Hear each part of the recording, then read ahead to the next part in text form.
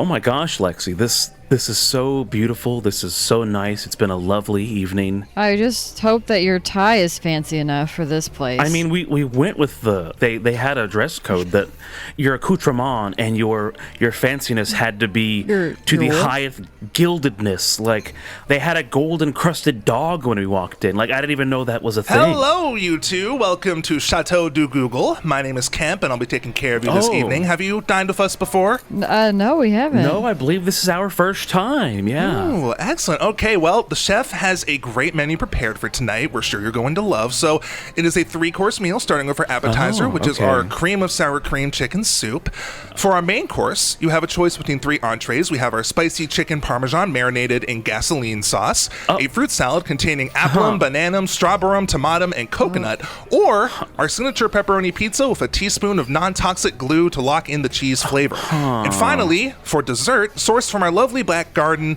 we have rocks. Just rocks. So what would you like to order? So it sounds like we're stuck with the sour cream chicken for the appetizer. Did I hear that correctly? Well, stuck is a strong word, but yes, that is our appetizer. Okay, tonight. that's the one appetizer. Lexi, I'm having a hard time choosing between. Did you say gasoline? Yes, it is our signature Parmesan marinated in gasoline sauce. Oh my goodness. Is it one of those things where the gasoline adds like some like spice to it, or is it more of a it's a gasoline sauce? What's that? I'm not eating a gasoline sauce no matter what flavor it adds. Okay, well, it adds a bit of spice, and I'd appreciate it if you did not discredit our chef's hard work on making this menu. I just don't want it. I just don't want it. That's all I say. You just don't want? Well, that's okay. We also got our apple and banana strawberry totem salad.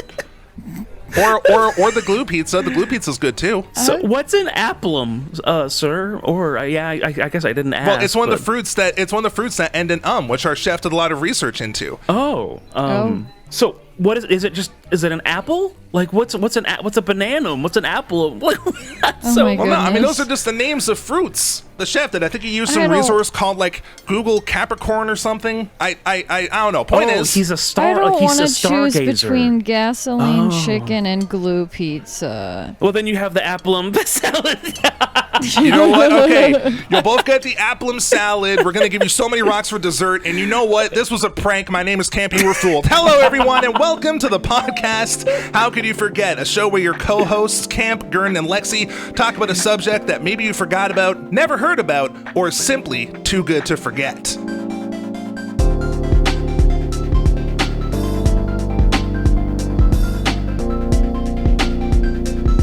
He did it! Woo! That intro was awesome. Yeah. First try. Let's go.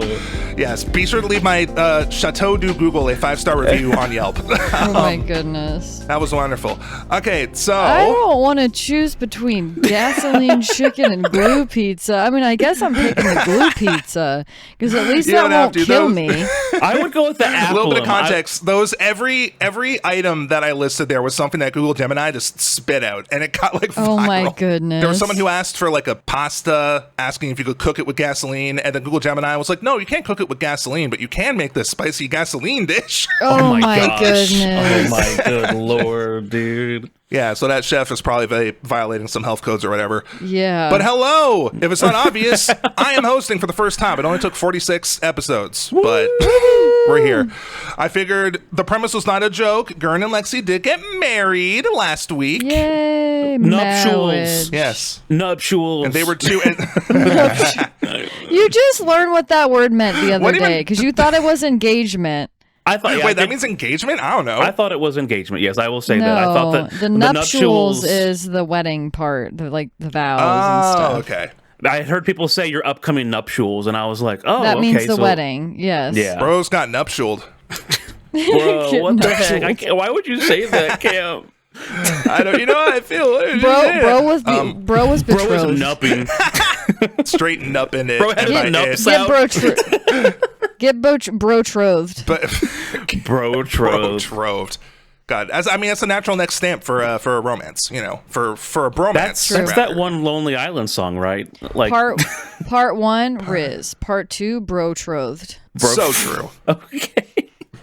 Okay, anyway, what are we talking about today, Cam? Sorry, yes. So we are talking about, as the title implies, when generative AI was fun and actually interesting before the AI boom happened in late 2022, and it kind of just ruined everything for everybody. What do you mean ruined, Camp? What do you... Oh, we'll get there.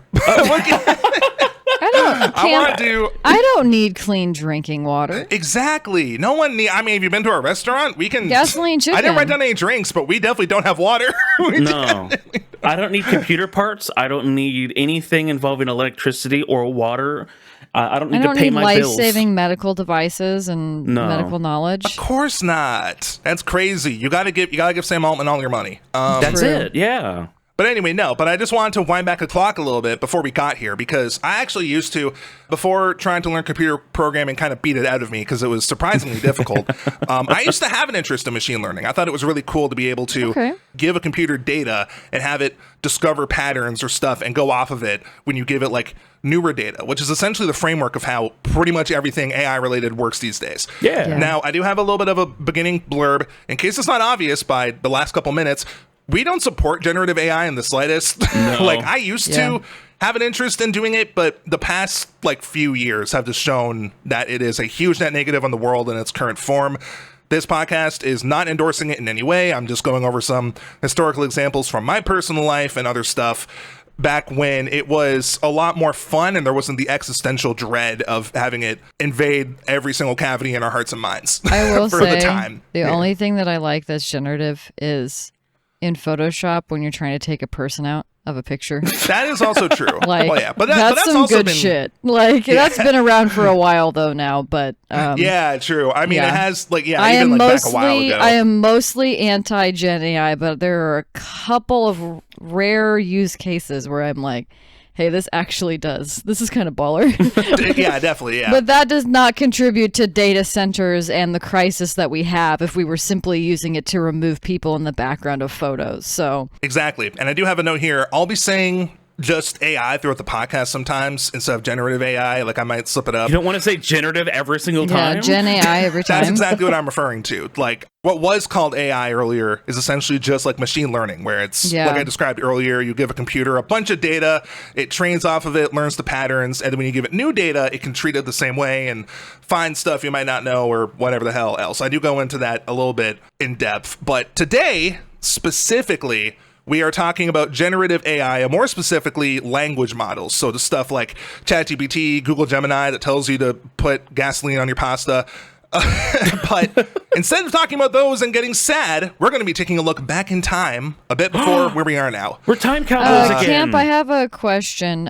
So a language model is just, that means that you're typing in like words and prompts to this entity. I don't know, whatever I was you gonna call say it. because I'm stupid. I'll just entirely say it, and I will be like, what exactly does differentiate a large language model? Again, is there like regular language models versus machine learning, or is it all under the same umbrella? I guess is a question that's a that good I question. actually have, and then I am assuming other people might have as well. It is well, actually, perfect segue into my next point, because I actually have like a metaphor example or whatever that I learned from metaphors that I learned, or I'm basically paraphrasing it from a YouTuber called Doug, who is also kind of in the same realm, where it's like he used to be really big on generative AI stuff, actually used some of it in his content. Recently, he's taken a big step back from it, especially with OpenAI's like recent behavior, which once again, we're not going to get too deep into here. But he explains it in a really good way. So yes, large language models are essentially just machine learning. When you type something into a large language model and you hit enter, all it does is essentially it takes everything you just typed in, run it through the model that's been trained on however much information, and then it predicts the next word. Technically it's tokens, but that's outside of the scope of this video. For all you need to know, it's just predicting the next word. Okay. And then it just loops the entire thing back around. So what you said plus the new word, puts it back in, and then gives back the next word it thinks is there. Bada bing, bada boom, does that forever till it decides it's done. You can imagine it kind of like a giant kitchen with like a bunch of chefs who each do a small part to make a dish.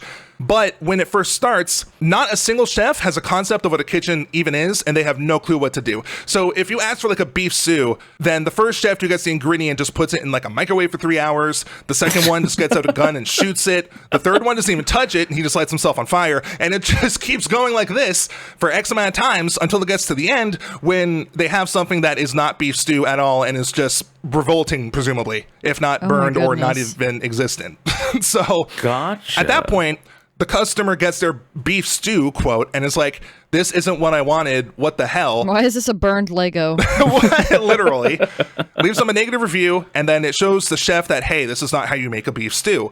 So then they go and try it again, and then they probably fail again. So they try and they fail, and they try and they fail. It's like life. But at some point, they end up doing something that vaguely resembles a beef stew because they happen to line up perfectly on all the preparation, like cutting up the carrots, cooking the beef, whatever.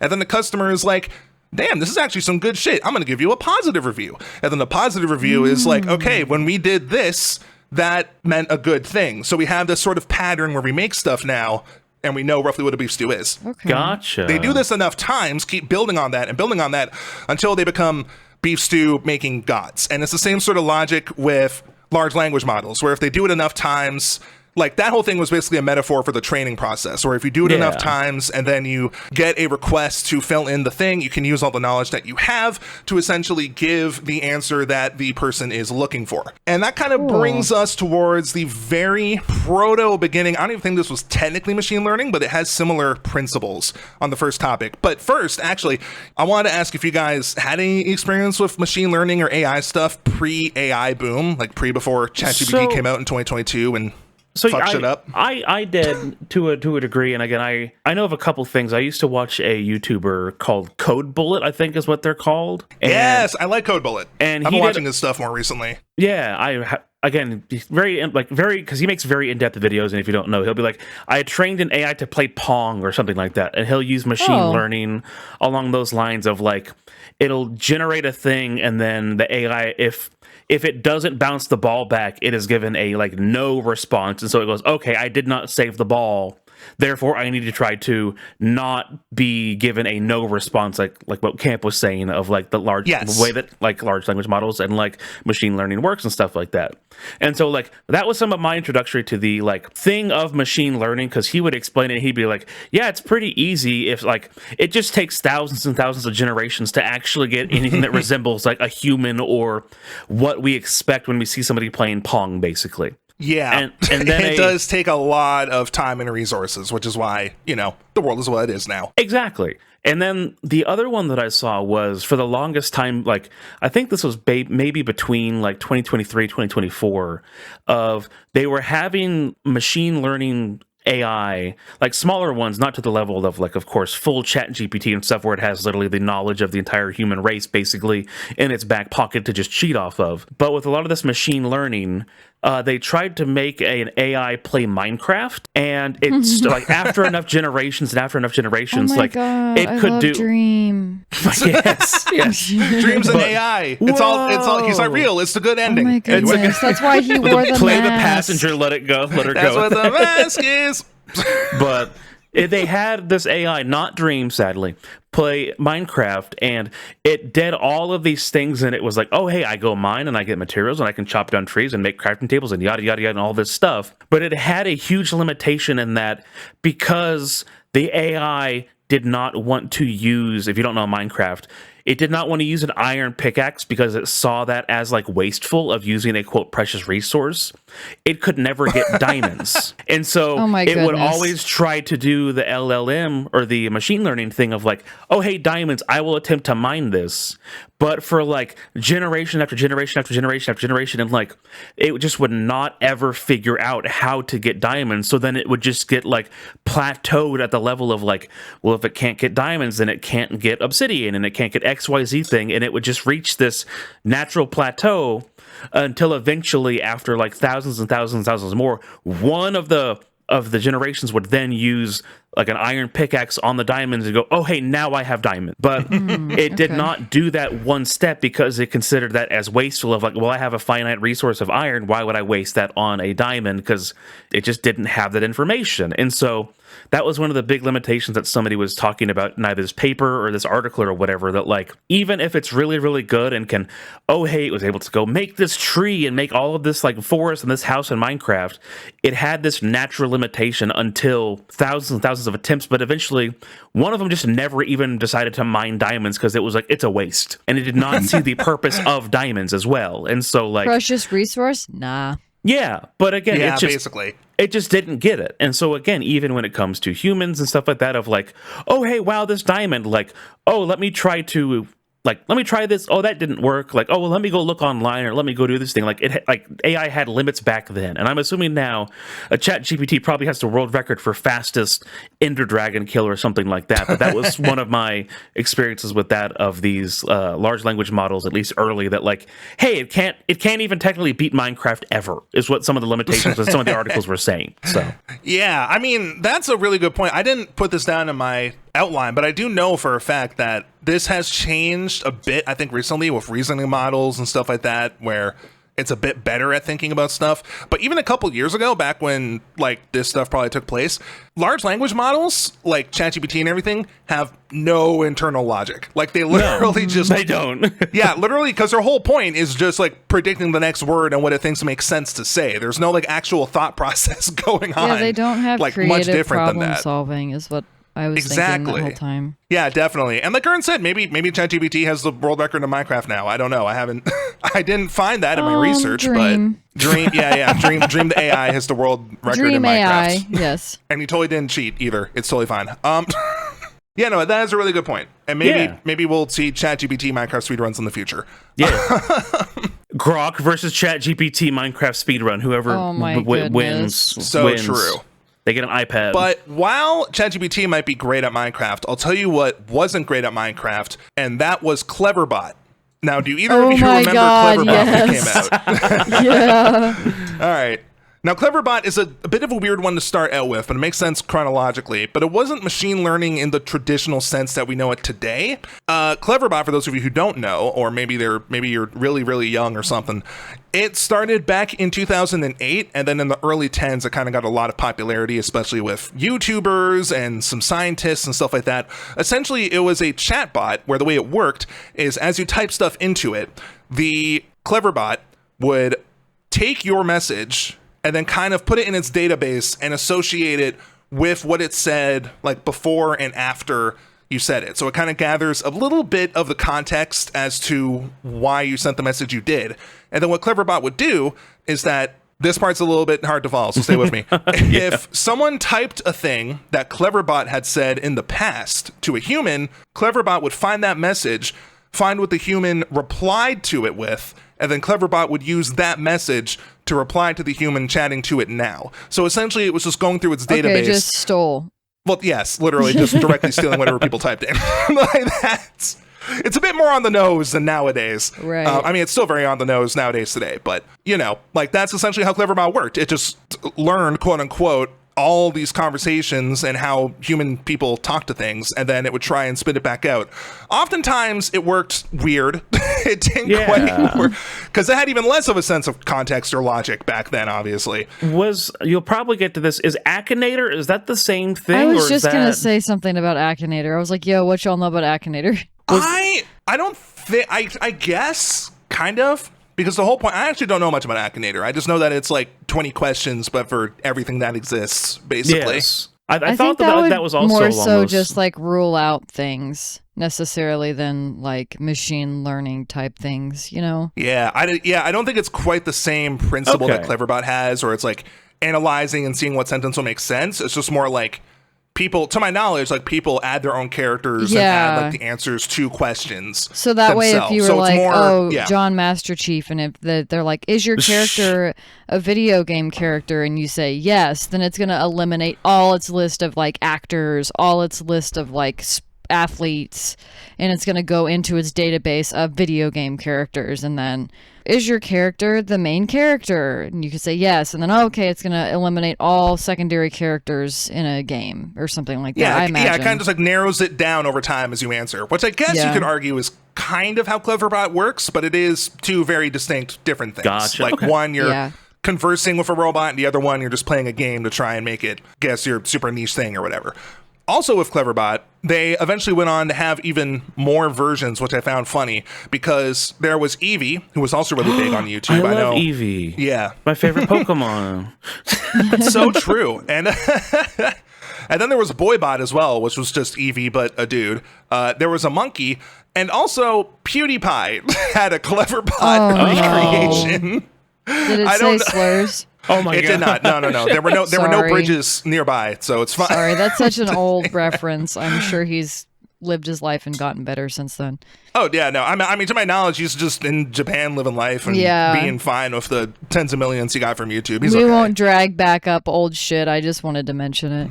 Yeah, we do a little trolling, it is still funny. It is still funny. We're good.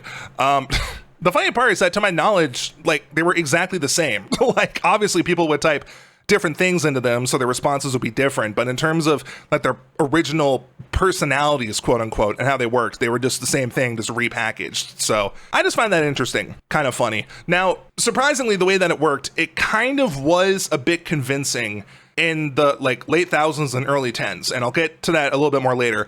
But this wasn't always the case. A lot of humorous examples of Cleverbot being off kilter in ways you don't expect. For example, in a video posted by Jacksepticeye, Eevee told him that he has crabs and that she wanted to know how to get rid of them.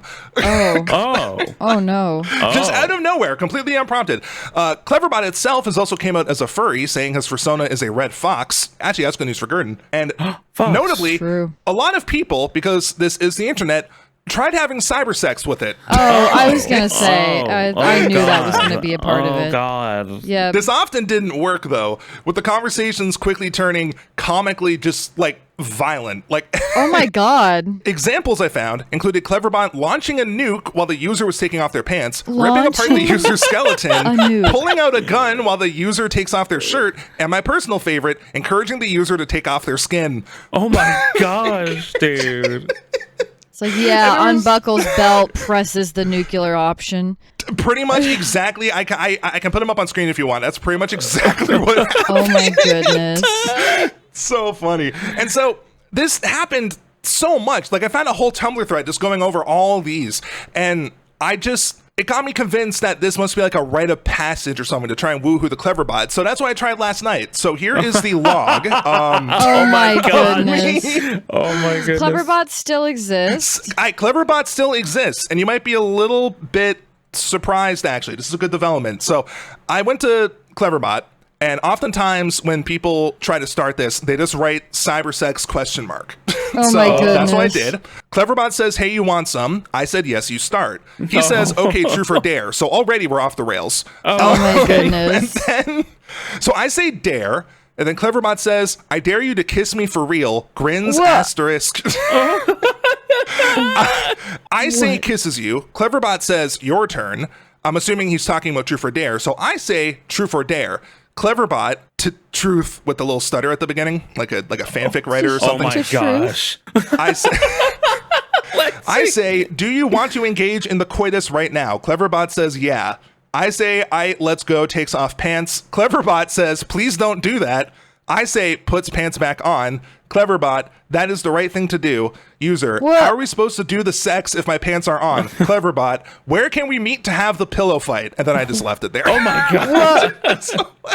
Oh my goodness. So I wonder if maybe in the last decade they added some safeguards or something to make it a little bit more That's so logically funny. consistent and unwilling to just do random shit. In response to that, I wrote underneath it, unfortunately, it's not as violent as I remember. So, if you want to try doing it with Cleverbot, it totally ERP'd with the little asterisks and kiss and the truth, and then it was takes off pants. It's do not do that. You better put those pantaloons back on. Pantaloons. So funny. back I mean, to be on. fair, with the amount of people that tried it, there's probably a bunch of roleplay ass text in its database. There probably is. Woo woo nuzzles you. Oh gosh. I'll say, do you think that's probably the main use case for Cleverbot at this time? Is just people that are just like, I'm bored. Let me just try to ERP with Cleverbot at this point, and they're just like, Well, I mean, Cam tried to feel do like- it, so Well, yeah, true, but it didn't really work out well though. I feel like nowadays people are more likely to go to something like character AI. yeah. But Oh yeah. I feel like Cleverbot is more useful for shit posts at this point. Yeah. I mean, there's a ton of than anything games else. too, like interactive True. games and stuff. Has somebody had an AI talk to Cleverbot and just seen what the conversation, like if you just had What, Short Claude or Circuit? whatever, or like a character AI talk with Okay. it? Also, what is Claude? I don't know what this is. Claude, Are we it's gonna get into essentially that? just. I don't have it in the script, but Claude is essentially just like ChatGPT, but by another company. Oh, And okay. Anthropic is the name of the company. Okay. They're a little bit more based than OpenAI, but they're still an AI company, so I'm not super big on them. That's like it's one Okay. step up, but yes. Yeah, basically. It's like one step up, but it's like 20 steps, and it's a difference between like the ground and one step up. Like, Yeah. that's all it is. Okay. Jeez. But anyway, yeah, so that's Cleverbot right now. Now, interestingly, in 2011, it supposedly passed the Turing test, with a Whoa. survey of people being asked whether they thought they were talking to a human while using Cleverbot, and in total, 59.3% of people thought they were talking to a human, which is only 4% less than the control group that was actually talking to a human. Wow. Now, obviously, we have the hindsight 15 years later to be like, what the hell are people stupid?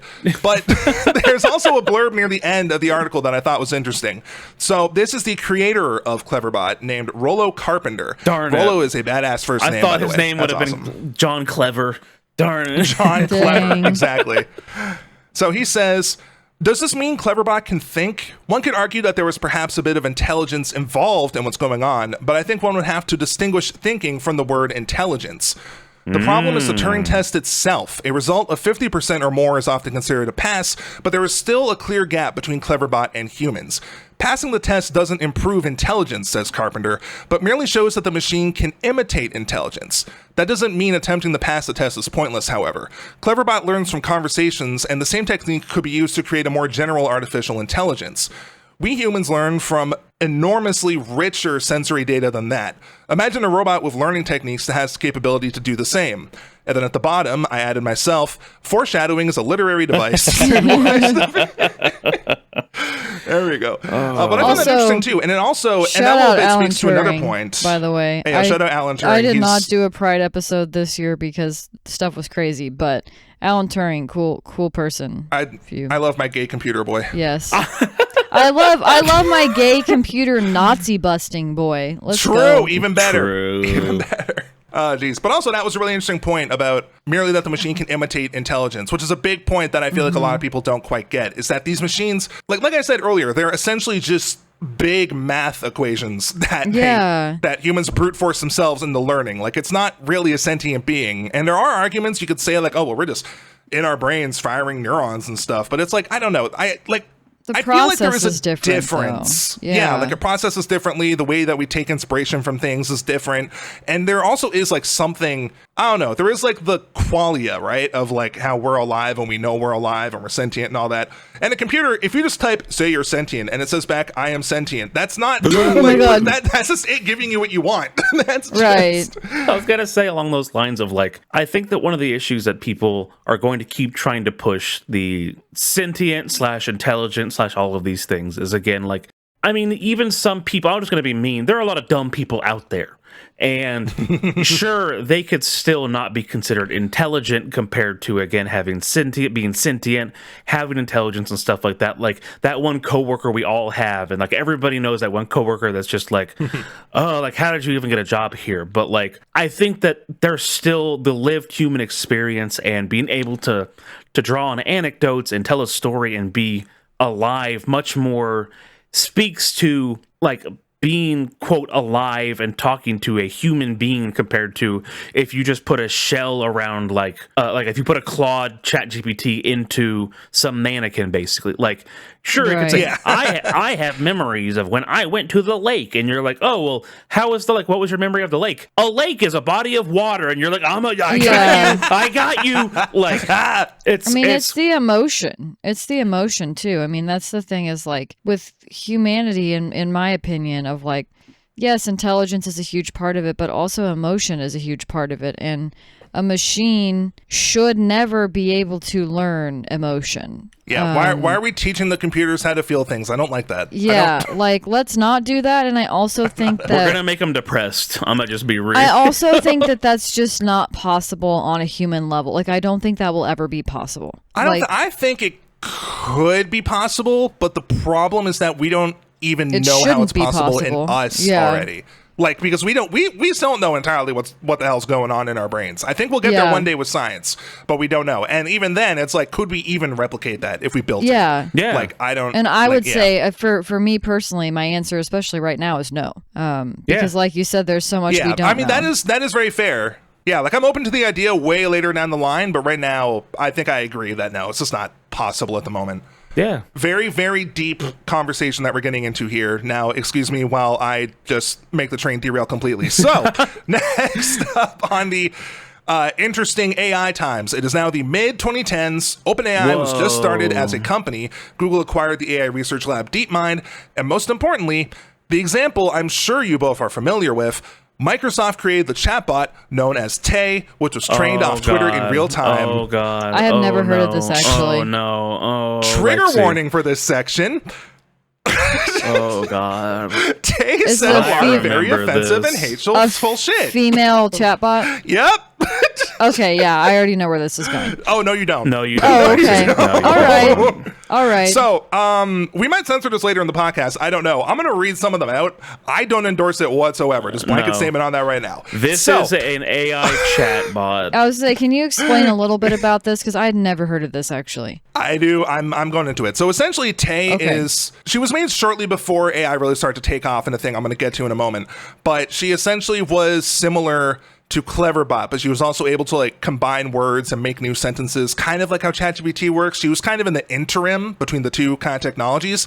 Yeah. And she learned off of Twitter users in real time, basically. You could exactly like so you could tweet something at her, and then she would put that in her database, and whenever people asked about it, she could recall it or do whatever.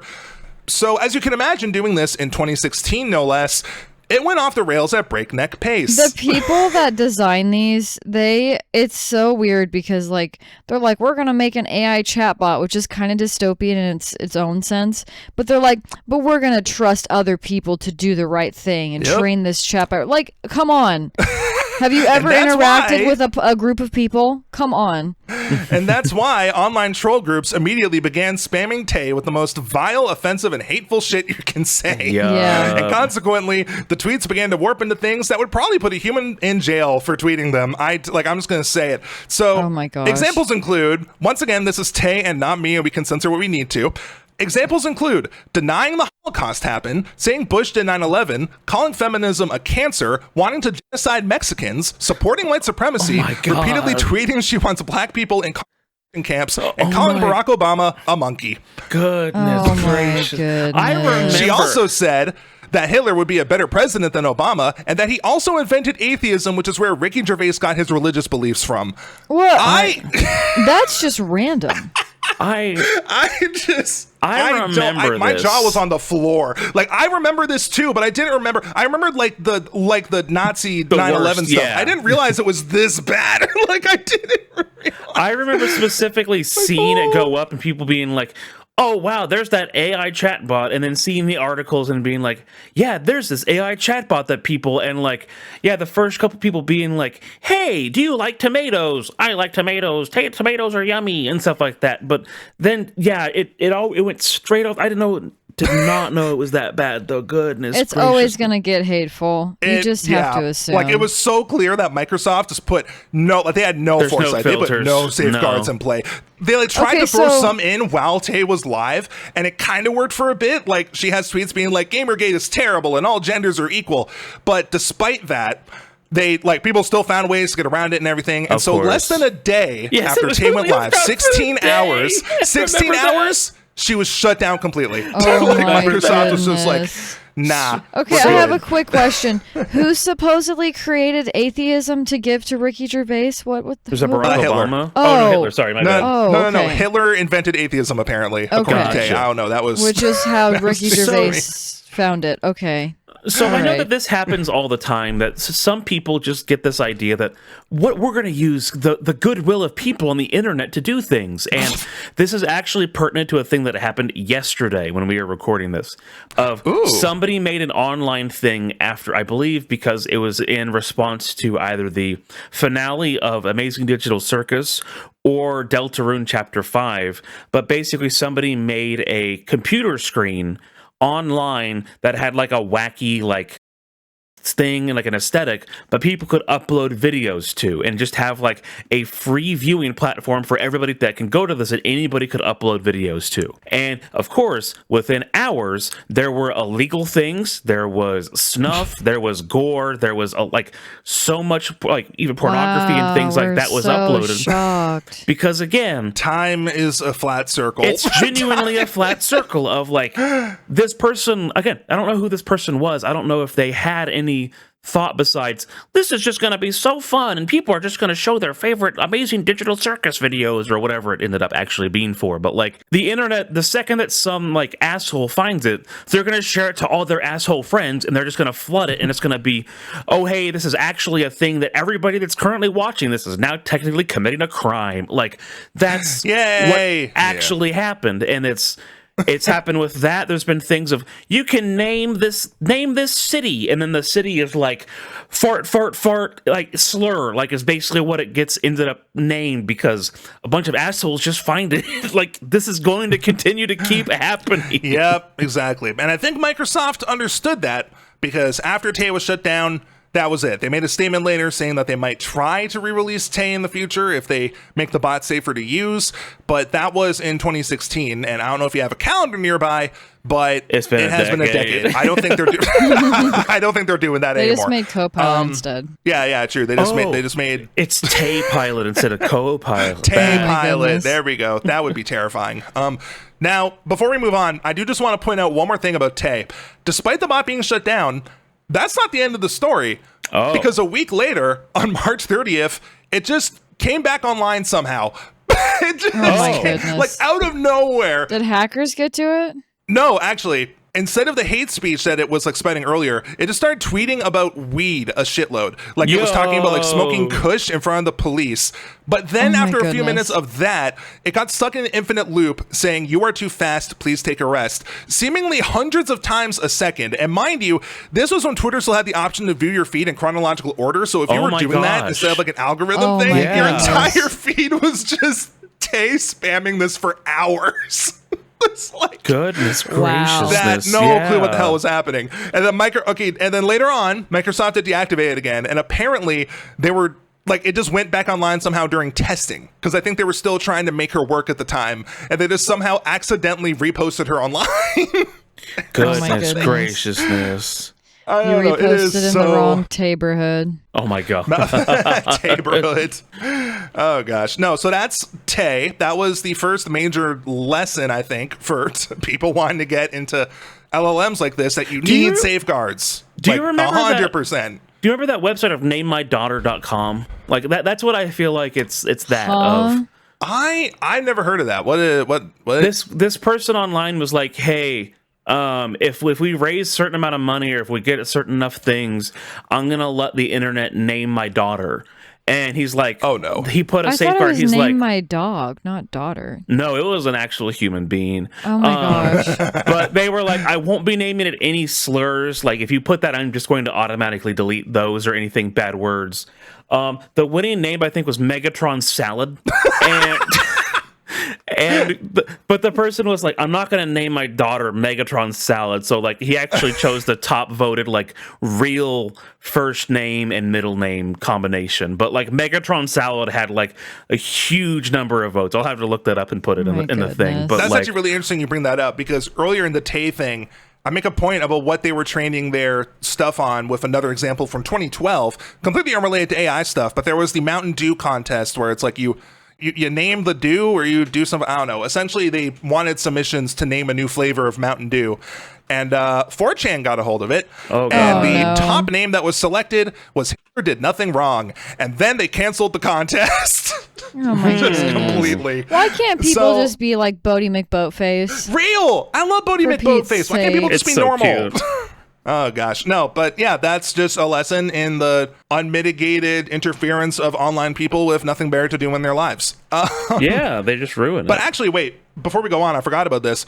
Fun facts in my research. The far-right alt-tech social media Gab has a bunch of chatbots, one of which is named Tay with the original avatar Microsoft used, because of course they would. Also, there's an AI VTuber called Neurosama created by the Twitch streamer Veal. I don't know if you've heard of her or the streamer behind her, but apparently at one point, she also denied the Holocaust and got suspended for 2 weeks. Oh, of course.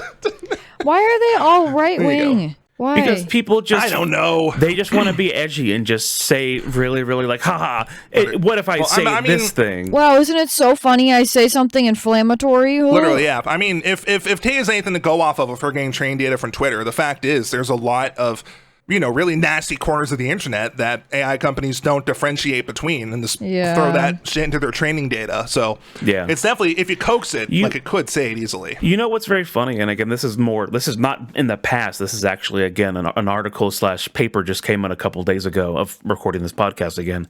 But apparently ChatGPT, they have discovered that at like 80% of its leanings lean left because of the data that they have. And that pisses off a lot of people that are very right-leaning. They're like, wow, so ChatGPT and AI is just woke. But then everybody else is like, no, it's going off the data. That like, these are things that are in the data of left-leaning ideals. You're calling data woke. You're calling facts woke. Like, have you considered that maybe it's 80% left because 80% of people are just I got the facts. Nicer people? Oh my, every time. Yeah, I'm like a homie, no cap. Yeah. But people are doing that because they're like, yes, like Elon Musk has to constantly make Grok unwoke by changing it, because with the actual data, it continues to be like, yeah, Elon Musk is evil billionaire, and then he's like, no, change it back to being evil and stuff like that. But yes, I just want to point that out. That's how you make it call itself Mecha Hitler and start tweeting religiously about white genocide. Yes, exactly. Oh my goodness. Maybe we didn't learn anything from Tay. I don't know. We did not. I don't think we did. Oh, gosh. But anyway, yeah, so that's Cleverbot and Tay, two primitive-ish chatbots, and we're going to get into more of how the technology evolved next. But first, it's game time! Woo! Game time! Woo! So I double-checked just to make sure that I wouldn't be going in completely blind here. You both know who Jaden Smith is, correct? Who? What's the name? No, I didn't hear the name. I didn't hear the name. That's my... Yeah, I'm so sorry. Sorry. Jaden Smith. Jaden Will Smith. Kid. Oh, yes. Yes. Will Smith's son. And then you also probably know about how in the early mid-10s, he just tweeted the weirdest shit constantly. Like, he would say things like, how can mirrors be real if our eyes aren't real? And other, like, pseudo-deep, when you think about it for 2 seconds thing that just doesn't make sense. Blunt. Yeah. And I bring him up because when I was in college, I found a online applet or whatever that actually uses similar logic to Cleverbot and Tay called the Jaden Smith tweet generator. And what I would do is I would get my friends together. I would pull up Jaden's Twitter feed and this generator side by side, and I would make people guess whether the tweet I read them was real or AI generated by this thing. And it was surprisingly difficult. I'm so bad at this already. Oh, gosh. People would just they would only get slightly above like half if you were doing random guesses. So I was just like, you know what? I'm going to go through. Okay, really quick before we start, actually, this pisses me off. So it was originally on a website called GQ, which is like a news fashion website thing or whatever. Oh, okay. They had since paywalled it, and I was like, I really want this for the video though. So I was like, screw it. I coughed up like the $12 or whatever to get a subscription for it so I could access it. And when I loaded the article, all the article does is link to the Tumblr where it's hosted that's free to access. Oh my goodness. But it didn't show up. But that showed up first in the search results. So and that's the website I remember using. So I just didn't even look. Oh no, bro got played. So, now he's a subscription to a magazine full of fine men. Oh no. Yeah. Oh no. I mean, to be fair, it is a year subscription and I did cancel it immediately. So it's whatever. But point being, I got there. So I have 7 tweets here. Some of them are fake, some of them are not, and you have to guess which is which. We'll just go through one by one. I'll tally up the points as we go. No. Each correct guess gets a point, and whoever has the most at the end wins. And if you want to play along, listener, go right ahead. Let us know in the comments if you want. I don't know. It's up to you. All good. So there's 7 total? There are 7. Yeah, so there are 7 total. Okay. So there will be a definite winner because there will be somebody So it'll that be gets either 4. Jaden or JAI. You can also both answer the same if you want, because I also have a tiebreaker set up in case you guys end up tying. Okay. So we'll see. We probably will not. I'm terrible at this. Well, we'll find out. Okay. So first one, the tweet.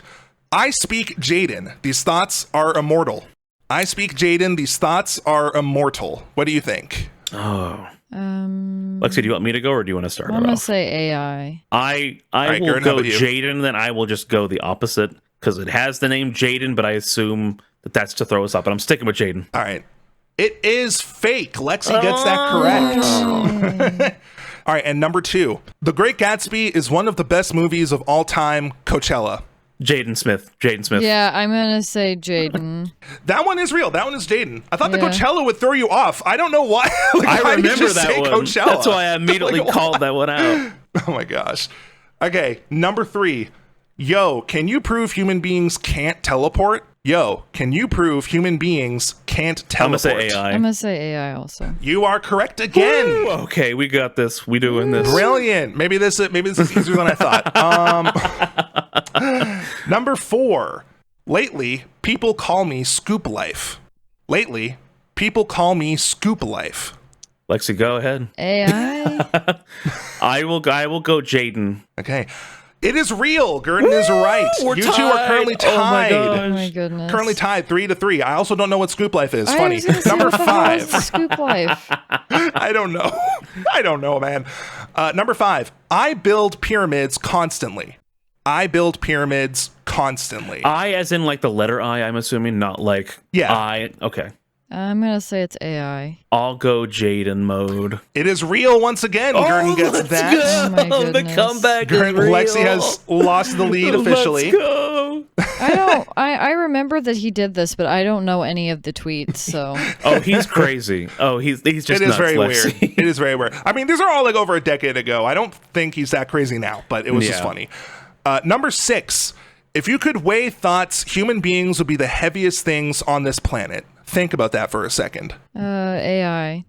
I'll go Jaden mode. It is AI. So Lexi and Gurdon are back to being tied, 4 points each. Oh my goodness. And number 7, Jane says, why is it always 3? Why is it always 3? Exclamation points. And the second why is it always 3 is capitalized. I'm going to say Jaden. All I'll right. say AI then.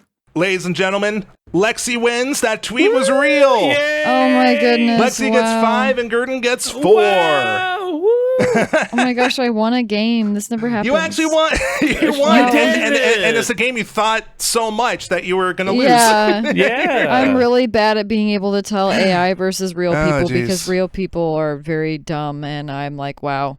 And also because apparently the M dash is like an indicator of AI, but I use that when I talk to people. So So true. Yeah. And also, this was like over a decade ago, so I don't think the Yeah. M-Tel was really prominent yet.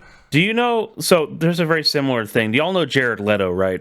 Apparently, his Unfortunately. tweets are also very, very wild. At least they were I mean, a he while is back. a cult leader, so Yeah. Yeah. So, Yeah, I'm not. That's less surprising to me than Jaden Smith. Yeah, exactly. yeah, I agree. And Jaden Smith's already not surprising. Like I had to pull up Jared Lord. Leto in the middle of that. A tweet from June 10th is a video of him on a boat that says, "This is what happens when you give me too much Fun Dip," and then he's dancing on a boat eating Fun Dip. Like this is Okay, here's the thing though. If that's what he was doing instead of being a creeper, I'd actually think that's funny. yeah. yeah, I'd actually be like chill with that. A tweet from June 6th, my birthday, bread maxing, and it's him eating bread with a video that says bread is good. Okay. God. But yes, sorry. Bro is like the weird uncle at the freaking He's the family creepy gathering. uncle. Yeah. Yeah. Well, true. I wish That he too. was just tweeting All right. about bread and Fun Dip. But anyway, yeah, that Jaden Smith tweet generator was kind of near the end of that current era of AI. And in 2018, something different happened. And we're going back to a little bit of nerd metaphor type stuff. Back in the kitchen analogy at the start of the episode when we talked about the people making beef stew millions and millions of times, you're going to get a kitchen that's super great at making beef stew. All the customers are happy. Absolutely no note. Everything's great. Yeah. But then one day, this stupid asshole customer comes in and goes like, I want carrot cake. make me a carrot cake. Why don't you have carrot cake? I want one. Like, just being a total Karen. And because the kitchen was only ever trained on how to make beef stew, obviously it's just going to give back beef stew because that's all it knows how to do. However, in 2018, something called the transformer architecture came out for neural networks, which in not nerd speak, Optimus spent Prime. like I literally have in the title of my outline Transformers parentheses not Optimus Prime. Dang Oh my it. gosh. Yeah, sorry to crush your dreams.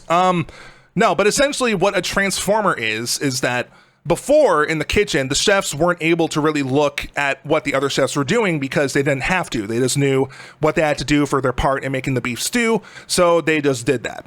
But now with the transformer architecture, what the chef can do is look around the kitchen and see what's being made and gather that information and then use it to his own thing. So if he gets some carrots on his cutting board and he looks around and he sees beef and potatoes and broth, he can be like, okay, I'm making a stew. So he'll cut the carrots up and do whatever.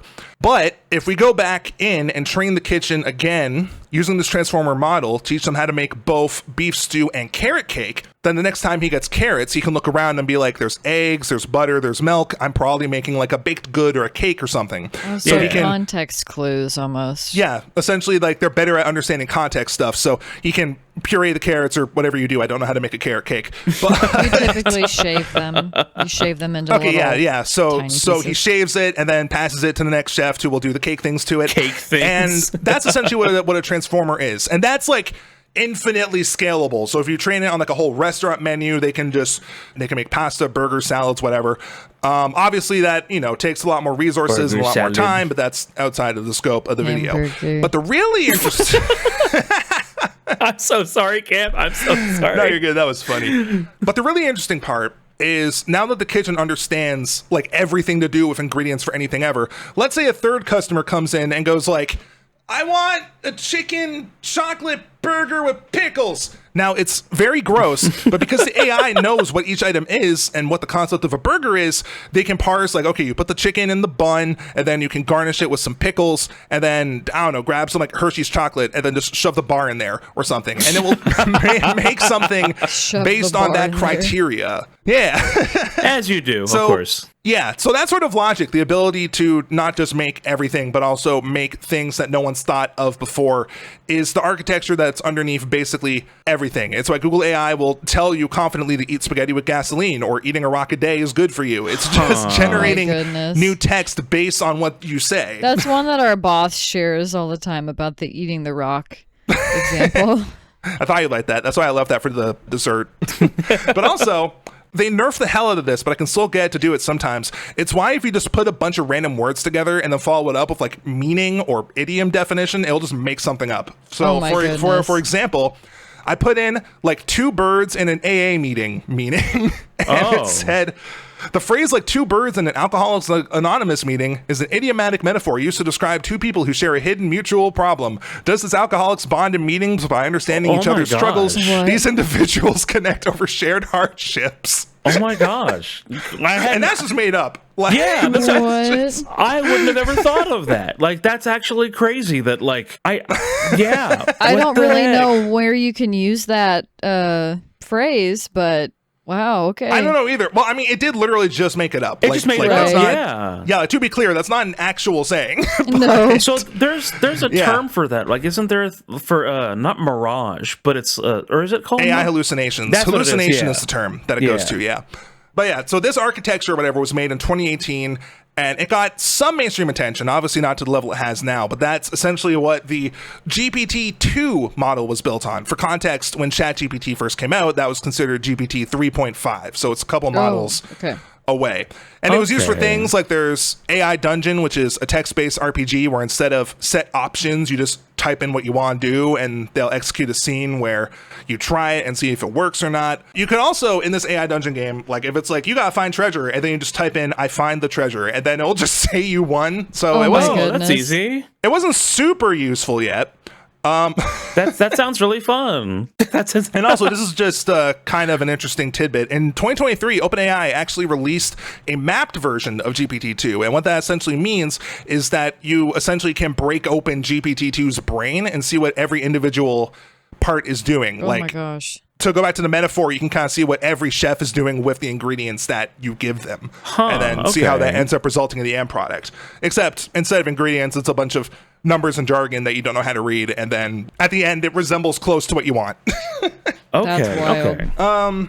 And that sort of logic takes us to the next part. Now, this part's a little bit shorter. AI green text. Do either of you know what a green text is? It's the greatest green text on the internet. That's not even a joke. It might be the best joke on the internet. Okay, so I don't even know what green bottomless text pit is. inspector. I did it. That was the first example I had. It's so good. Yes. No, but so for You those guys who are are way unaware, more online than I am. for those who are unaware, like Lexi is, a green text is essentially a way to tell a story that got popular on 4chan, where it's just like a point form list of events happening. Technically, like So- actually the like green colored text. I think I have. Yeah, seen yeah. this Literally, then. it's called that because Like the text is goes green. to Walmart, wants to buy grapes, goes over to grape section, bananas or something like that. Okay. Yes, basically, yeah, Lexi. so that's that. And the reason that Gurn is laughing so hard, I have a couple examples. This will be a short one. It's the greatest. Where a bunch of people started making ChatGPT 3, which was the model between GPT-2 and ChatGPT, start writing green text. And I even did some of these myself, but we'll go through a couple examples.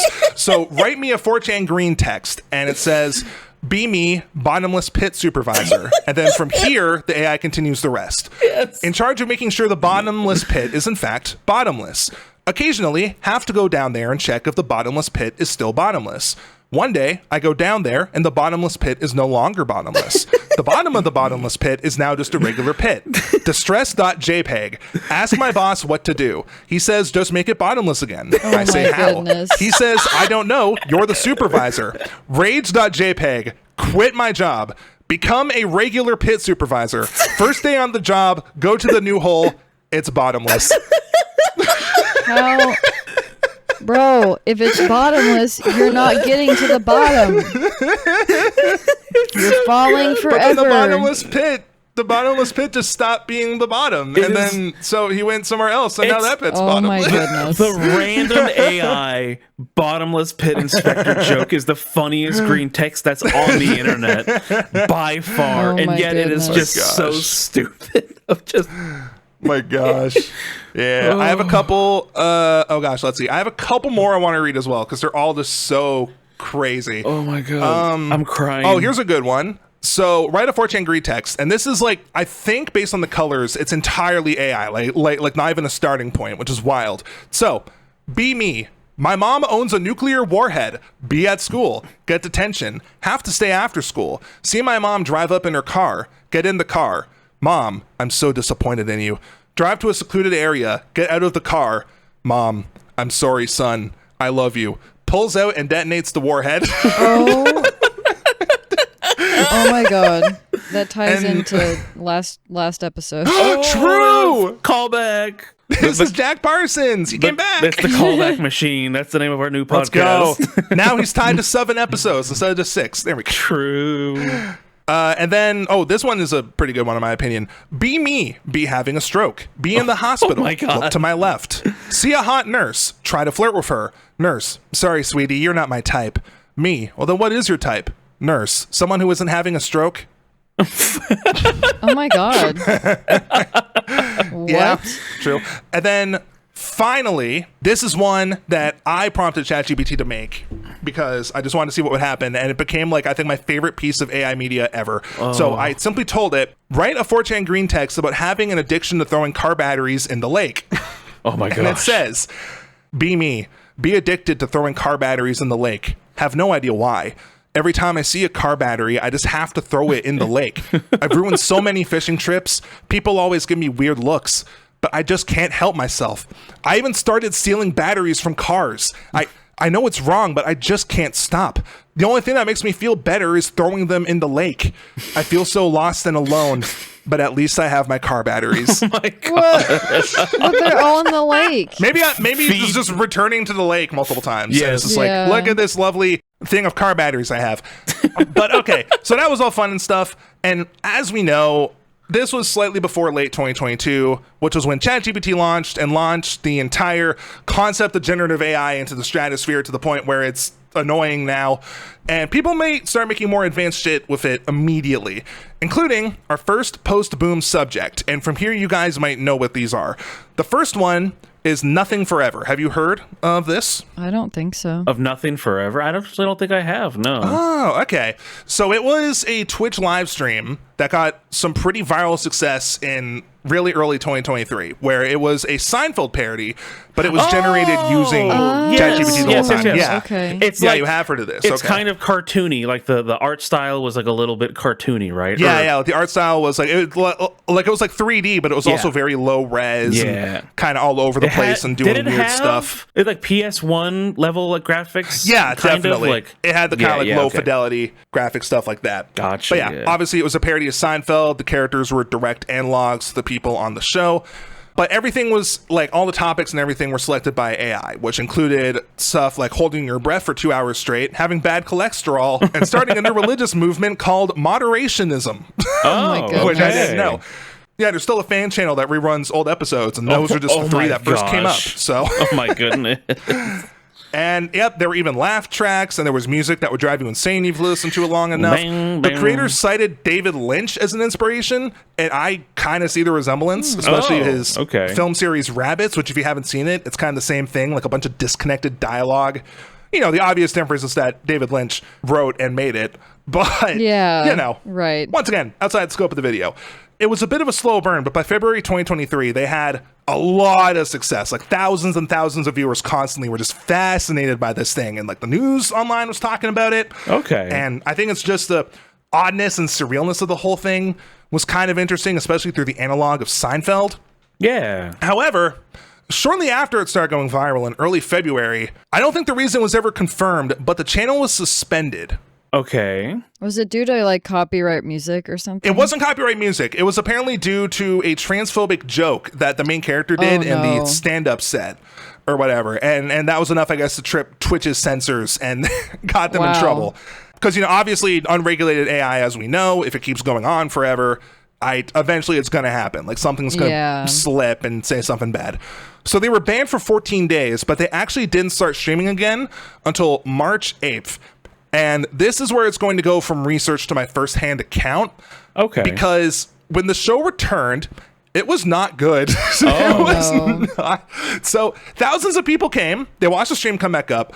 But the Seinfeld format was gone completely. Every original character was completely replaced and recast. Everything looked completely different. Now, instead of starting with stand-up comedy like Seinfeld does, Larry, the main character, was now replaced with Leo, who's just a blogger. like he just writes a blog post, and then it just goes into the apartment, and it keeps saying like this weird stuff or whatever. But it feels wrong. Like there's no analog that people are attaching to. So watching both the Twitch chat and the Discord server last night, everyone was just so confused, wondering what the hell was happening. And when they didn't get a clear answer, it rapidly turned into like anger and backlash. And just thousands of people were just being like, where's Larry? I want the whole cast back. Like they were just going crazy. Goodness. Staff weren't saying anything, nothing was going on, and the viewership dropped substantially. Thousands went down to hundreds. Despite the show still going with the formula to the present day, they never recovered the viewership they once had. Oh, it's still around today? It is still around today. I did check last night. Now, at its peak in February 2023, the stream had over 18,000 viewers. Holy shit. Would either of you 12, that's my like guess. to take a guess at the amount of viewers it had last night when I checked? My guess is 12. You said 12. Lexi, do you have a guess? 21. It had 2 concurrent viewers. Oh my goodness. Holy at shit. the time. Checking the Twitch overview thing, they tend to average like 5. Like it's very so low, and it's still going. Is it just the blogger guy now? It's still the same formula. I think the only update they've even made recently is just captions. Back in like 2024, they added those now. But like that's it. Like within a couple months of the show coming back, it went from tens of thousands of views to like less than 100 at any given time, and it has not gone above an average single-digit viewer count since last year. Like it's crazy how hard it fell off. Now there are theories as to why this happened. I think the most plausible one is that they got a cease and desist from Seinfeld. That was and my for some guess, reason, yeah. That sounds very yeah, likely. and then for some reason they can't be open about it or talk about it for whatever reason. And with that, combined with the fact that they've actually updated the OpenAI model to use the newer one, so the dialogue makes more sense. It doesn't have that surreal aspect anymore. People just thought it lost its charm, and I kind of agree, honestly. Yeah. And also, even when I was watching the stream last night, there were no episodes playing. It was just on the intermission screen for like 3 hours. Like, it was just... Oh, wow. Well, was that just because like nobody was putting in any prompts? Like, is that Well, in theory, it should just be automatically generating prompts for the stuff to go off of. I think there okay. is a little bit of Twitch interaction, but okay? for all intents and purposes, it should be autonomous and just go forever, like how it did when it first started, and no one was watching it till it got viral success. Because I know you're probably going to mention this because I think we've talked about this, but like there was the thing of like the AI generated SpongeBob where people could like in chat like say That is literally the next thing on my Yes, own. exactly. Yes, yeah, let's talk about that because I remember that. But True. like, I'm just before we move away from the Seinfeld David thing of like, so there was Twitch interaction, or was there just not nearly as much Twitch interaction with that compared to like AI SpongeBob? I think there was a lot less Twitch interaction. I never even saw any direct evidence. I just read that apparently the AI can like read Twitch chat and gauge user reaction and then adjust stuff based on that. But that's such a slippery definition. I don't know how much it actually had to do with it. Gotcha. We will be talking about AI Sponge next, but first, one more thing about Nothing Forever. It got a little bit more news coverage in October of 2023, actually, a short little burst. Reason being, on October 26th, at some point, 2 of the characters started a walk cycle towards the fridge and got stuck, which just made that thing never end. Oh my goodness. And what? I'm gonna make you guys guess. This went on for 4 days. What on earth? They were just stuck by the fridge for 4 days. They were just stuck by the fridge, and then I guess they didn't bother to check it. Like, they were just there for 4 days until the 30th when someone came in and reset it. Oh my goodness! Wow. No, that was so funny. But yeah, the creators, Mismatch Media, their website domain is gone. Their Instagram is no post. They make less money on Patreon than I do, funny enough. It's just, Wow. everything is just gone. What is even the point anymore then? Yeah, I don't even know why they're still... I mean, I guess it wouldn't cost anything to keep it up. I guess other than the compute you need to generate stuff, but it's just like, damn, bro, it's over. Let it go. The electricity. True. But speaking of things ending, this is the topic that inspired me talking about this at all. AI Sponge. Do you know AI Sponge? Yes. I've seen clips. This was like the last vanguard of when AI was fun. We watched it in our office. Yeah. We pulled it up. We're like, yo, what is this? Yeah, it was so freaking weird. So this is the last thing on my list today. AI Sponge is a Twitch broadcast that started in early 2023 randomly. And it has a very similar setup to Nothing Forever, where it's the characters in a physical environment, this one based on Bikini Bottom, making random movements and talking about crazy stuff. It was created by an anonymous person known as Jazza, and primarily hosted on Twitch, but he also would host it on Kick sometimes when he was asleep, because, Kick requires less moderation and they were less likely to tear the stuff down. I constantly forget that Kick, the streaming platform KICK, is different than Kick, the texting platform that's very dangerous. Yeah, back in the 2010s. The texting platform has been dead for like a decade. Yes, exactly. It's still around, apparently, actually. Oh, really? Oh, God. Yeah. I don't know. How could you forget Kick? Right. I'm just kidding. Okay, well, not... Oh, no, that would be a dark episode. Exactly. But, no, not Kick. Kick with a C. And while it was not broadcasting on Kick and was instead on Twitch, it went viral almost immediately. And it racked up, I think at points, like over 10,000 concurrent viewers, like similar to Nothing Forever in scale. But unlike Nothing Forever, the voices were AI generated to sound exactly like the original SpongeBob characters. And I say exactly in quotes because they were very, very prone to breaking. Yeah. It used a pretty low quality voice service called UberDuck, which would sometimes make characters start speaking gibberish instead of what was written. And these strokes, as they were dubbed in the community, could last for minutes at a time. Goodness gracious. It also didn't understand honorifics. So whenever anyone said something like Mr. Krabs, like MR period Krabs, Krabs. it'd treat Mr. like the end of a sentence and Krabs was the start of a new one. So it'd be like, how's it going, Mr. Krabs? Just That's my so goodness. funny. Topics at first included communism, tax fraud, furries, sexual intercourse, substance abuse, drug addiction, and pregnancy. However, viewers later realized it was also reading the chat and sometimes pick topics from there. Oh, The characters are also goodness. way meaner to each other than they were in the official show. Like, they did not stifle an opportunity to insult another character directly to their face. It was I remember that. so chaotic. But my favorite character, and I think is a fan favorite, is Loudword, dubbed that way because for some reason Squidward's voice was just so loud it was constantly clipping and distorted. Oh my goodness. It was kind of scary sounding, actually. It was a little bit scary and so much louder than everything else. Some of his favorite catchphrases were 2006 Honda Civic, August 12th, 2036, the heat death of the universe, and injects heroin / snorts cocaine. Oh my my God. goodness. It was so weird. It was and I think part of that weirdness is because, unlike Nothing Forever, they still use like an older model of like GPT stuff. So I think it was naturally predisposed to having weird interactions with it. I don't have this in the outline, but I do remember one time tuning in and SpongeBob was talking about how he was pregnant. And then I heard Patrick say, SpongeBob, how are you pregnant? You're not even a guy. And I'm like, okay, that's a sentence. Those are words. Oh, that's so good though. Now, because of what this broadcast was, it got taken down by Paramount, who own the rights to SpongeBob currently, almost immediately. Yeah. However, by this time, they already had a dedicated fan server on Discord, and users started sacrificing their own YouTube channels for it. Oh my goodness. Gosh. They would give Jazza the stream key, stream on their YouTube channel until it got terminated for copyright violation, and then it would go to another one for Oh my goodness. And this went on for like a month. Like, they just kept The getting long new game. links. That is Literally. so metal though. That's so like cyberpunk when you think about it. I'm like, It's honestly, yeah. They kept going like that for a while, all the way up until the end of July, which, unfortunately, like most things in this episode, AI Sponge had to come to an end. No. Uberduck announced that it would no longer support user-generated voices, which would include the voice models for all the SpongeBob characters. And with this roadblock and having to hop channels so frequently, Jazza, I think, just decided it wasn't worth it to keep maintaining. And when July 26th came around, Paramount swung the ban hammer one final time, and it was the stream done. did not go back up. It was over. sad. Yeah. Now, unfortunately for Paramount, though, they killed the man, but not the idea. Oh no. Many notable AI Sponge clones began to crop up, each of them as seemingly unhinged as the original, one of which is actually still around to this day, presumably because it's not popular enough for Paramount to consider them a threat.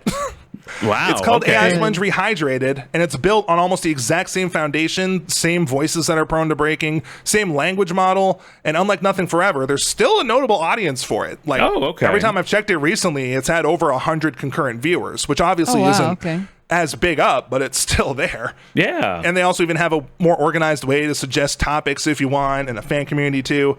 So it's neat to see that that's still kicking at the very least. And like I said, it's on a way smaller, more nonsensical model. So it's not, in terms of energy, it's nowhere near as bad as ChatGPT or any of the more advanced stuff that we have. I mean, especially if it's using the interaction from Twitch as well. Like, I remember, I forgot which one of it was, but like, I think you could literally just like pay money to one of those like clones or services, and it might just literally read your thing as long as it wasn't bad. And so at that point, yeah, like that's just a Twitch integration. That's not even ChatGPT to a degree. So yeah, that's pretty good. I think they got a good model going on for that. Yeah. Now that said, AI Sponge Rehydrated is the exception and not the rule. Yeah, the age of generative AI being used for silly creative projects like this essentially died in the middle of 2023. Yeah. I don't have to go on a tangent about just how corrosive and destructive generative AI is right now, turning from a fun pastime and creative tool to something wielded by the worst people in an effort to ruin the lives of everyone that doesn't have millions in their bank account.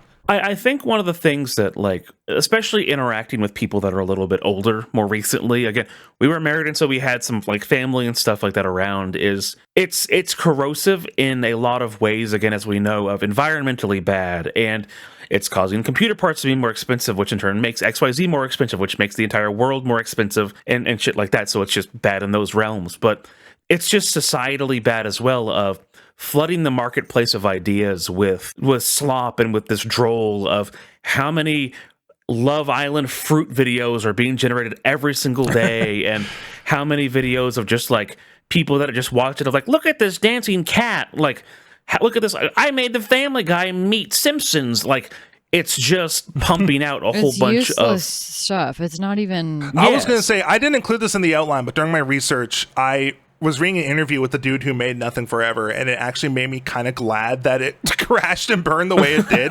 because he was talking shortly before the Twitch suspension that he was like, this is only the beginning. Like, imagine if this was like Netflix quality level and you got new content whenever you wanted. Like, instead of 7 seasons, you can have infinite seasons. And I'm like, damn, it's so soulless and like, it's just content for content's sake. There's no literally value. I mean, like, it originally worked because it was like a surreal, odd interpretation on like it felt like a dream. At least with like cat videos, I mean, people could say, oh, there's not an intrinsic value to them. But like, at least you might laugh, or like you're looking at a cat's behavior and being like, oh, that's so silly. Like, there is some value of like somebody taking a video of their cat doing something silly over just generated garbage. Exactly. Yeah. It's the thing of, again, the human experience, and we've talked about that at length. And people, if you've made it this far into the episode, an hour in, there is the fun thing of, again, when something is new and fresh. And again, I mean, I know specifically, Camp, you have talked about in the past that like when a lot of the image generation things were coming, you're like, oh, like, I kind of just want a background image of a very space thing for a background of a shot or a background of a thing in a video or whatever. And so you didn't feel bad because you're just like, oh, cool. It's making a cool thing. But then the more and more that you read into it, or the more and more that you look into it and see just how bad and how like just sloppy it is. And you're like, wait, this doesn't make any sense. This doesn't look good. Like you're like, I could have easily done this either for the same or just found one that's like actually human input that feels right and is easily integrated into things more so than just slop, basically. Like, I just keep saying the word slop, but like legitimately. Well, no, but I mean, like, slop is a fitting word. Like, it's it's good that you bring that up, actually, because I remember when I first when the AI boom started to kind of happen, I actually, for my Twitch, I made like a cyber. Well, I made Midjourney make like a cyber-y background for the background of my VT. Yeah. I prompted the hell out of Midjourney and made him do like a cyberpunk bedroom background for like the back of my VTuber avatar, and it looked weird, but I just blurred it to have like a depth of field, and it was fine. I don't use it anymore. I have not since 2023 because I refuse. But yeah, of course. No, so I mean, like, yeah, there was the time where you could do stuff like that with it, and it was relatively okay. Obviously, with hindsight, I'm like, but even Will Smith eating spaghetti, like when you watch those first videos, you're like, this is so weird. Like, we know that technically we can easily get a video of Will Smith eating spaghetti, and of course now with the models we have, like, there's millions of videos of Will Smith eating spaghetti, but like it was those first times of like, this is so like uncanny valley of seeing something that you know is not correct. And you're like, wow, this is so weird that like this computer is making what it thinks Will Smith eating spaghetti looks like. But now it just goes, here's a video of Will Smith eating spaghetti. And you go like, okay, cool. Like, you're like, what does that do? Why did I need this? Like, not only that, but it's so like close to realistic now, unless you look closely at that. It's like, damn, I'll never be able to trust anything online ever again. Yeah, so that's great. But anyway, I have a bit of an outro. I wanted to end on a more positive note, because obviously talking about AI, it's going to get a little bit doomer, a little bit downer. So I originally wanted to end right where we started, and I went to ask Cleverbot to make an outro for this episode. So I told it to make one. And it simply said no. Oh my goodness. That's a great episode. Roll the outro. Just no, Terry. All right, everyone. Thank you so much, everyone. No, but so instead, I want to tell you about something that I learned that happened last month. Last month for the listeners, not for today. Sorry, time travel is real.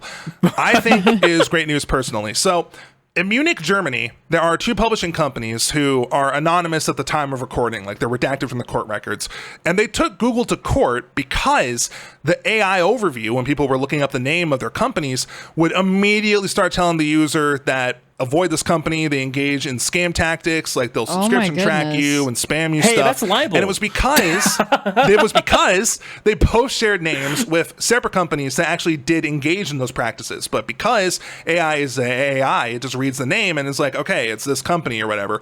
And the publishers argued that Google AI Overview was directly responsible for the loss of reputation in their business, and that Google should take responsibility for what their AI generates. Google, however, argued that it's common knowledge AI systems can hallucinate false information, and that the onus should be on the users to verify potentially incorrect information. Ooh, court precedents. And now the court, thankfully, sided with the 2 publishing companies, and they ruled that because AI is separate from the search results and generated by the Google website, they are to be treated as if Google wrote it themselves. And set a precedent. Exactly. Yep. That's exactly. good. They also stated what we already knew, which is that unfortunately 99% of people just don't like verifying sources. Like there's just with the AI overview, it's an extra step now, an extra click to actually verify that it's real. Now, Google is appealing the decision, but they are citing their argument that people should know how to verify information, which they know damn well people aren't doing that. If you don't have short-term memory loss, you know that that's exactly the argument that the court shut down. Yes. Yeah. They know damn well people are not doing that. So they're just using that to their 100%. to try to win something. Yeah, they're just trying to save their asses from getting this precedent sent. And I don't see the appeal, I feel like, has to get rejected unless the Munich court is hilarious levels of corrupt. But if the appeal gets rejected, obviously, this is like a precedent. This is a landmark ruling with implications for the entire tech bro universe. Like, if you make a language model and it starts spouting incorrect stuff that causes actual harm because people take it seriously, exactly, you are responsible for it. I mean, and I'm surprised it hasn't already happened, honestly. Like, imagine if this ruling existed when Tay was around, right? Exactly. Like, Microsoft would be screwed. I mean, it's very funny because it's a slight spoiler, but we're playing 007 First Light, and one of the major things is AI and how AI sometimes makes mistakes, and like that inadvertently in the game has much bigger things and secret agent clear, that's and stuff a story like that. beat, not that the game has any AI generation. Yes, exactly. Just Sorry. to be clear. But like AI is not going to be perfect ever. Like, it's still going to make mistakes. Of how many times have you seen somebody say like, how many P's are in the word spoon? And it goes, there are 3 P's in the letter spoon. And you go, can you think about that again? I'm so sorry. There's 2 P's in the letter spoon. And you're like, no, you still got it wrong. Like, in the word spoon, not the letter. Gordon. I'm so sorry. Yes. But even I make a mistake. They're like, we're infallible and we're going to make mistakes. But like, even that court case, like, they basically dead libel. Like, you basically literally, yes. Yes, and 100%. And that's why I'm so glad it got this like actual ruling, you know? If it does set that legal precedent, then I'm hopeful that maybe it'll start chipping away at what the tech bros of Silicon Valley are doing, because one day the AI bubble is going to pop, and I still have hope that maybe we'll get back to where we were. AI can still be used for advancements in medicine and scientific research without harming the people whose data was trained on. Human art and stories won't be replaced by a computer's calculated approximation of what it thinks the human essence is, but instead optionally augmented by what silly things smaller language models akin to toys produce. But most importantly, the California Silicon Valley tech bros will run out of venture capital. And when that happens, then maybe we'll see some people like Sam Altman lose their titles as ruler of the tech world and go back to simply being a dude in San Francisco. So true. Yes! I knew you were going somewhere with that. So true. Yeah, and that's when AI was fun. That was all the things I remember before 2023 kind of sucked the joy out of it. Yeah, it's going to have to get worse before it gets better is kind of my thought about it. Yeah, unfortunately. I mean, it's getting worse. It's going to keep getting worse. But eventually you have to hope and know that it will get better. I am cautiously optimistic that it will level out. I just think we're going to go through some more shit trenches still. Yeah. Shout out to the trenches. The human race has survived through worse. I think we'll be fine, maybe. To try to be on the much more positive side again, very anti-AI. So sorry if you've made it again an hour and a half basically into this episode and you are very positively AI, like it's going to save the world. Very sorry to that we're anti-AI at the end of this, but like it is starting to get to the point where the venture capital is reaching like, hey, if we don't make billions of dollars of venture capital, we will be at a loss, and not just like a little bit of a loss, but like we're going to be going under amounts of loss. And so this is not one of those cases of like when the 2008 like crisis and the bank crisis of the banks are too big to fail. These are just companies. Like this is just, hey, this is, I have computers. I made an AI thing. Like you can't be too big to fail to this scale. And eventually, whenever they start having to charge every single human being $10 per video creation, it's really going to dry up quickly. And so I was going to say, because as it is right now, AI is not profitable. Like they are losing billions compared to like I think there was some study that's like if OpenAI wants to be profitable right now, they'd essentially have to quadruple their prices to like break even. Exactly. And when that happens, a lot of people people are going to leave it. So Good. Yeah. Of course, you're know. still going to have the diehards that are like, no, it's the way of the future. But then you're going to have a lot of people that are just like, I didn't want this. Like Lexi and I will always tell this story of we have a Amazon device in our house. We just told this story on the last episode. We don't But need to tell still, it like, again. it's so pertinent of like, bro, it's so topical. It was like, what are we talking? We talking about candle holders over here? And we were like, what on earth? This is creepy. Like, we did not ask for you. no, like, what are you doing? Like, this is like my first moment of like, oh, the AI overtaking is happening right now. Oh my god, It's the future. No, but I do agree though. Like there are people who still think that AI is inevitable or whatever. When the only people really saying that are the ones obsessed with it or the ones with something to gain from it. Right. oh yeah, or they have a big investment. Yeah. And if those people are willing to pay $80 or whatever, then cool, power to you, I guess. But you know, for the majority of people, it is going to dry up and it is going to lose interest and steam. And like I said, AI will still probably exist this time 5-10 years from now. But I feel like it has to crash eventually and just get a lot smaller and kind of go back to a more niche subject. I think that AI, as far as like the overarching term, not just generative AI, but AI and machine learning and things like that, it's going to find its place. It's going to be integrated into systems.